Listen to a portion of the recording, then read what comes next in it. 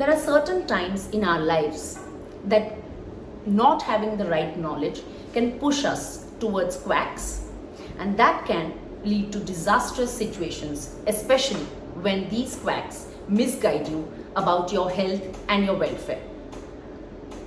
Hello everybody, I'm Dr. Mitali Vasavada, obstetrician and gynecologist, high risk and natural birthing expert, and I welcome you to my channel, which puts your health in your hands and keeps you away from such myths that can injure your health.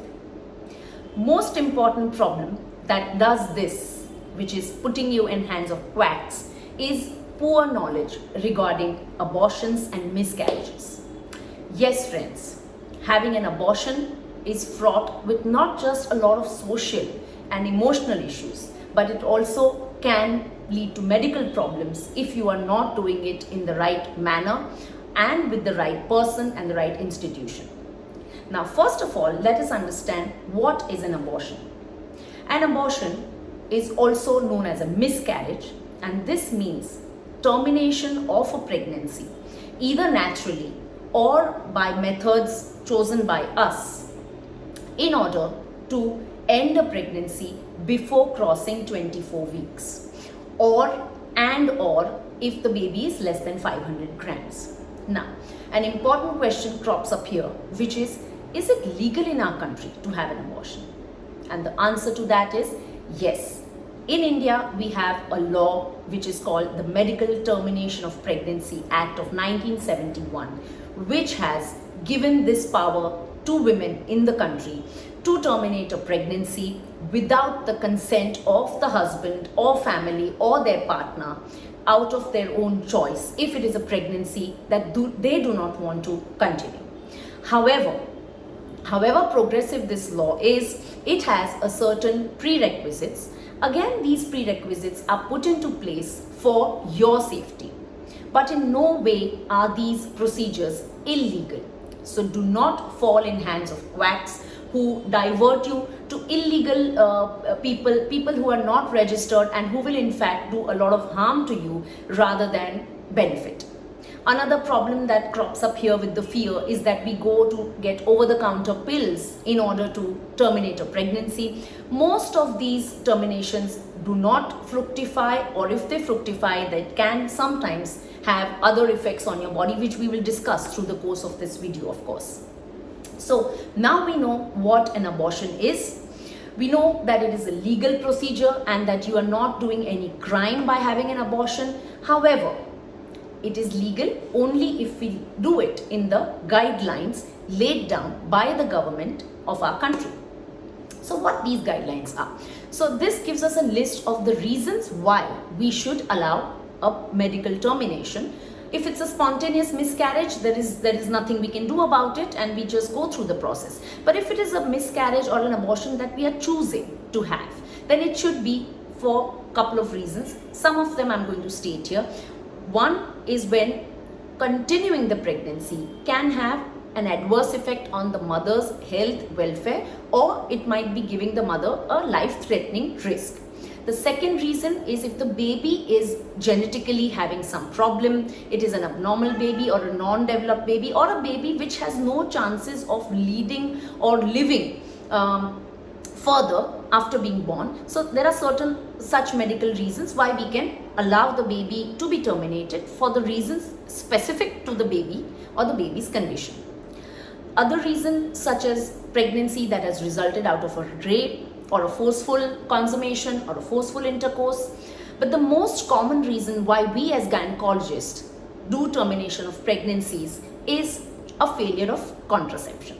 So sometimes it is that the contraception has been used and for some reason it has not worked. We all know that every contraceptive method has failure rates, has failures, and if such a failure has happened and the baby is not wanted, then we can offer a termination. The reason that such terminations can be done are stated to you, but any woman who is above the age of 80 and who has had this pregnancy out of a consenting sexual relationship can go ahead and have the termination. She does not need to have anybody's permission Of course, there are social aspects to this, but if you look at the legal point of view, you do not need anybody's permission.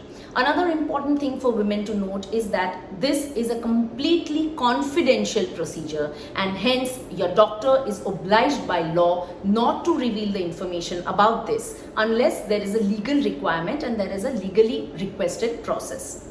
So don't think that the doctor is going to go back and tell your family members or anybody else whom you have categorically told us not to disclose it to. This is a very important factor because most girls, I feel, are very worried that this news will go out and what will I do and what will the world tell me. So don't worry about this. Yes, keeping in mind that we should avoid situations where we have to land up with having to get a miscarriage, because it harms your own health. But otherwise you don't have to be worried. The reason I say this again is because if you're worried, if you are not aware of this confidentiality clause, you will again try to do stuff sneakily, and those things can sometimes put you in more trouble. Now, when you go to your doctor for an abortion or a miscarriage and you fit these criteria, the doctor will offer you two different types of methods. One is a medical termination, which is done by using specific pills, which your doctor will advise you. And the second is a surgical termination, where a surgical process is done to suck out all the material from the womb, and products are thereby emptied from the uterus and the pregnancy ends there itself. Now, which method to be used? It will depend on your individual circumstances. Most of the times, if your pregnancy is less than 7 to 9 weeks, then we can allow you for a medical termination. If it is more than that, then of course we need to offer you a surgical termination. But again, this is between you and your doctor, and you can mutually decide regarding this depending on your situation. Now, what are the tests that the doctor should ask you before you go in and have a termination?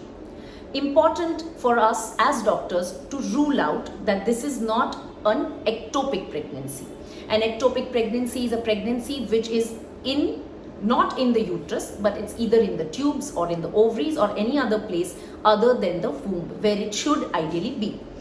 Important for us to rule this out, the reason being that if it is in the tubes or if it is not in the uterus, if we give you medical termination or even surgical termination, it will not work and pregnancy will progress, or there will be a rupture of the uterus or the tube basically.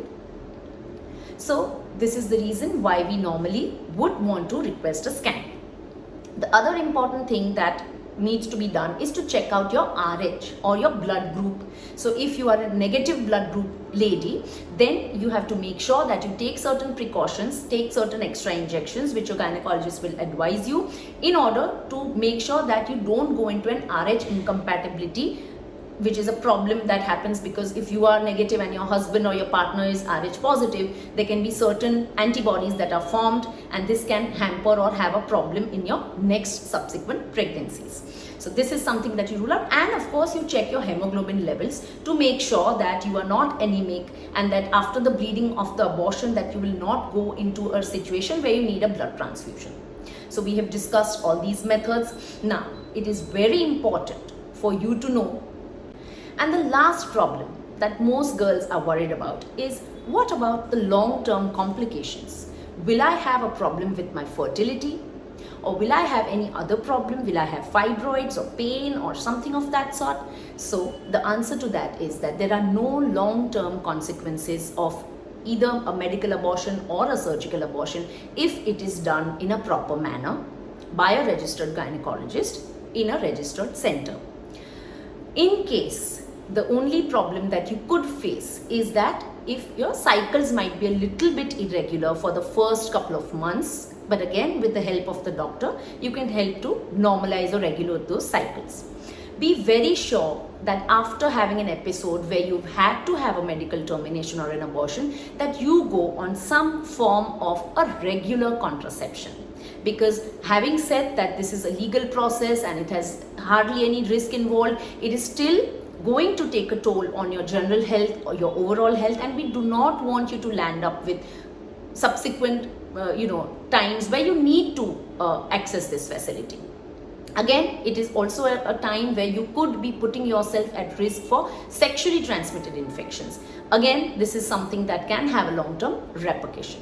However, plainly put, simple medical terminations or surgical terminations in the right hands will not give you any long-term problems with your reproductive system or any other system of the body, provided it has been done in the right hands.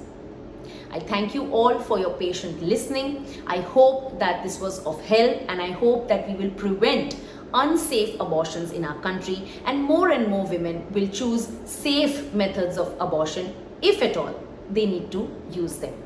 If you found this information useful, please share it, like it, and subscribe it, so I am given more enthusiasm to come up with more such videos. Thanks a lot and have a great day.